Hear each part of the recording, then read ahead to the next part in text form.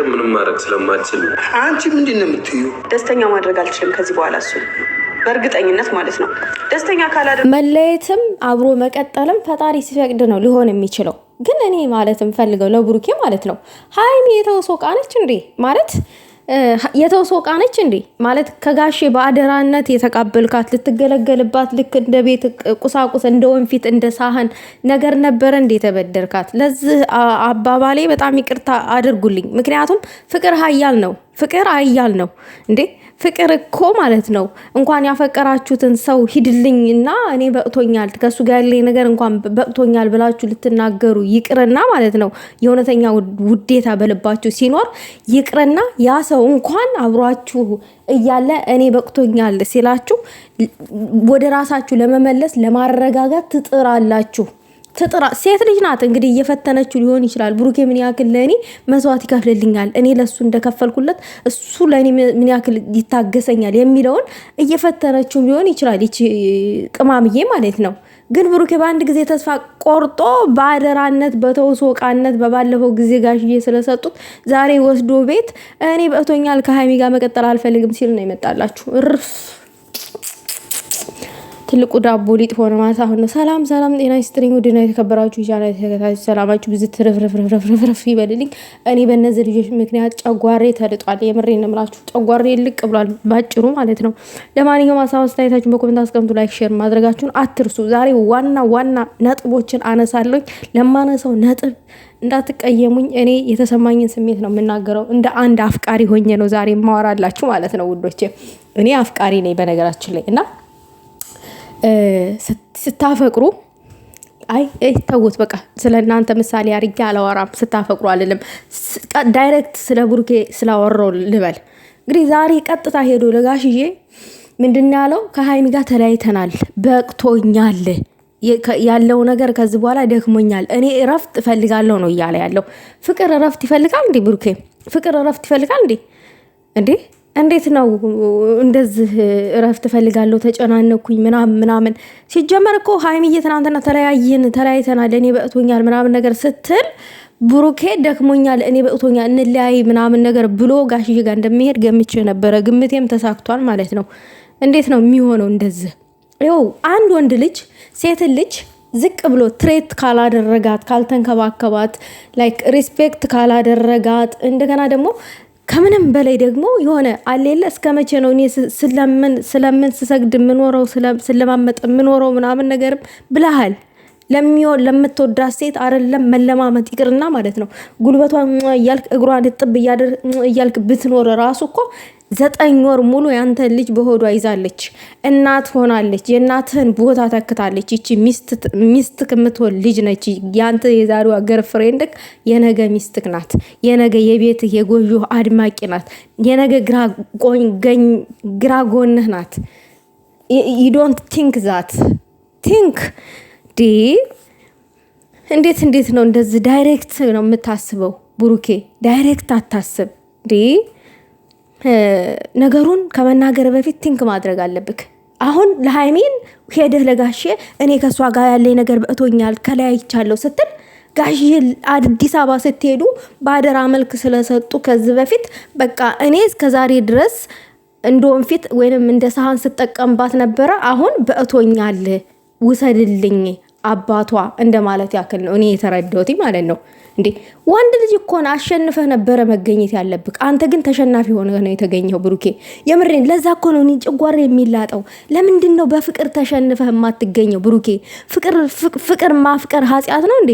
እኔ እኮ አፈቅራታለሁኝ፣ እኔም እሷን መለየት እሷን አጥቼ መኖር አልችልም፣ እሷ ግን እንለያይ አለችኝ ብለህ ዛሬ ተሸንፈህ እንደምትገኝ ነበር የጠበቅኩትኝ። አሸንፈህ እንደምትገኝ ነበረ ማለቴ ተሸንፈህ እንደምትገኝ ነበር የጠበቅኩትኝ በፍቅር ማለት ነው። አንተ ግን እዚህ ጋር አሸናፊ ነኝ ብለህ በቃኝ አልክ። ብሩኬ ፍቅር እኮ በአንድ ጊዜ የሚበቃ ነገር አይደለም እንዴ። ባጭሩ ሃይሚ እስከዛሬ ከእዩ ጋር ተገናኝቻለሁ ማለት በራሱ የድሮ ኤክሴን አግሪቻት ነበረ ካንቺ ደብቄ ማለት በራሱ ትልቅ ዋጋ የሚያስከፍል ነገር ነው። እሷ እየፈተነችክ ቢሆንስ? ዛሬ ለአባቷ ሄደክ ተለያይተናል፣ እኔ ደክሞኛል ምናምን እንደውም ርቄ ልሄድ ይችላለሁ ምናምን ነገር የት እንደምትሄድ እኮ ነው ያውቃለሁ ጠንቅቄ። ነገር ግን ደግሞ ይሄንን በኮንፊደንስ ርቄ ልሄድ ይችላለሁ የምትለው አይዞክ የሚሉክ አንዳንድ ግሬሳዎች፣ ለአንተ ለህይወት የማይጠቅሙ ግሬሳዎችን ነከሌ ስላሉ ነው። ሁሉ ጊዜ እንደዚህ ትላለህ። ለምን በሰው ትተማመናለክ? ለምን ባጠገብ ባለችዋ ሴት አትተማመንም? ለምን አጠገብ ባለችዋ ሴት አትኮራም? ብሩኬ ለምን እንደዚህ ትረታለህ ቶሎ ብለክ? እኔ አላቅም። እኔ ያንተ ነገር እኔ በእቶኛል፣ እኔ ተለያይቻለሁ፣ እኔ ደክሞኛል ከሀይሚ ጋራ ድከምላታ። የልጆች እኮ ናት፣ ብትደክምላት ፍቅር እኮ ነች እንዴ። ምን ችግር አለው? ለምትወዳት ሴት ብትደክም ምንድነው ችግሩ? አልገባኝም ብሩኬ። ችግሩ ምንድነው? መሪከም ፍቅር እኮ እንደዛ አይደለም ብሩኬ። ዋጋ እኮ መክፈል ነው። ለፍቅር ዋጋ መክፈል ኃጢአት አይደለም እንዴ። ለምን እንደዚህ ልክ እንደ ወንድ ልጅ ጀንትልማን ሆነ በቃ አለለ አሸናፊ መሆን ያለብህ፣ መሸነፍ የለብህም። ሀይሚ አሸንፋለች። አሁን ላይ የእውነት ሀይሚ አሸንፋለች። ከልቧ አይደለም ከአንተ ጎን አልሆንም ያለችክ፣ ከልቧ አይደለም እንለያይ ያለችክ። ምን ያክል ቶሎ ተስፋ እንደምትቆርጥ ልብህን እየፈተነችው ነው ያለችው። አንተ ግን ቶሎ ተስፋ ትቆርጣለህ። ይሄ ፓርት ነው እኔ ሁሌ የሚያናድደኝ አንተ ማለት ነው። ሁሌ እናደዳለሁኝ። አይኖ ለምንሃታል አውቃለሁኝ፣ በጣም ተለማምጠሃታል። ነገር ግን ደግሞ ብትለማመጣትም ችግር የለም። ሴት ልጅ ናት፣ ትወዳለች።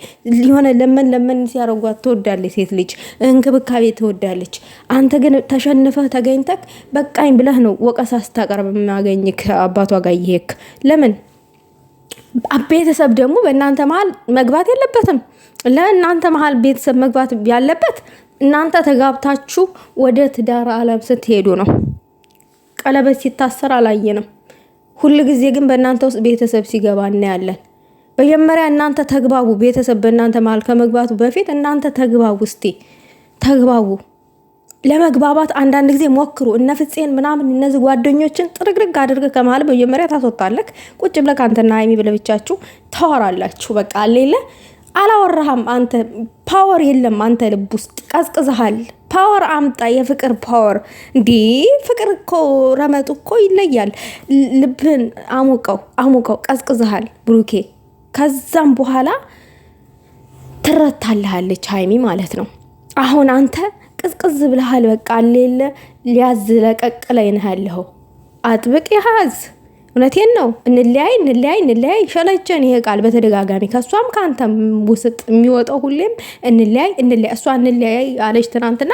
ዛሬ ይቅርታው ይቅርና ማለት ነው። ዛሬ በሆነ ቃል ሸውድሃት ወደ ሰላማዊ መንገድ ትመጣላችሁ ብዬ ነበር የጠበቅኩትኝ።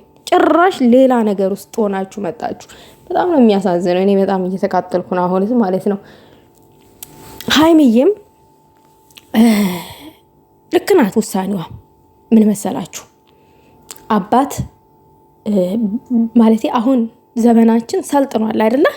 በድሮ ጊዜ አባት እናት በፈቀደው ነው። ሴት ልጅም ባትፈቅድም አባት ተወደደ ቤተሰብ ከፈለገ ይሰጣታል ልዩን ማለት ነው ለማትፈልገው ህይወት። ዛሬ ግን እኛ በራሳችን ነው የምንወስነው፣ በሰለጠነ ጊዜ ማለት ነው። ግን ሀይሚ ራሷን ህይወት ራሷ ናት የምትኖረው።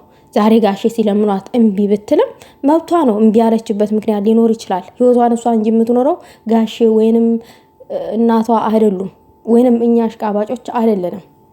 የምሬን ነው። እና አንዳንድ ጊዜ ቤተሰብ ጣልቃ መግባቱ ዋጋ ያስከፍላል ለህይወታችሁ። በተለይ እናንተ የማትግባቡ ከሆነ በቅድሚያ በጣም ዋጋ ያስከፍላችኋል። እና ዋጋ የሚያስከፍላችሁን ነገር ደጋግማችሁ ሁለታችሁም እያደረጋችሁ ነው ያላችሁት። እኔ አላቅም። ሁለታችሁም አንድ አይነት ናችሁ። እንለያይ ውጪ ሌላ ሀሳብ የላችሁም እንዴ? ሌላ አሸናፊ ሆናችሁ አትገኙም እንዴ? አንደኛችሁ እንዲህ ኧረ ተው፣ ፍቅር ደስ የሚል ነገር ነው። እንደዚህ እንለያይ አታብዙብን። እውነት ተለያይተው ነው እንዲህ እነዚህ ሰዎች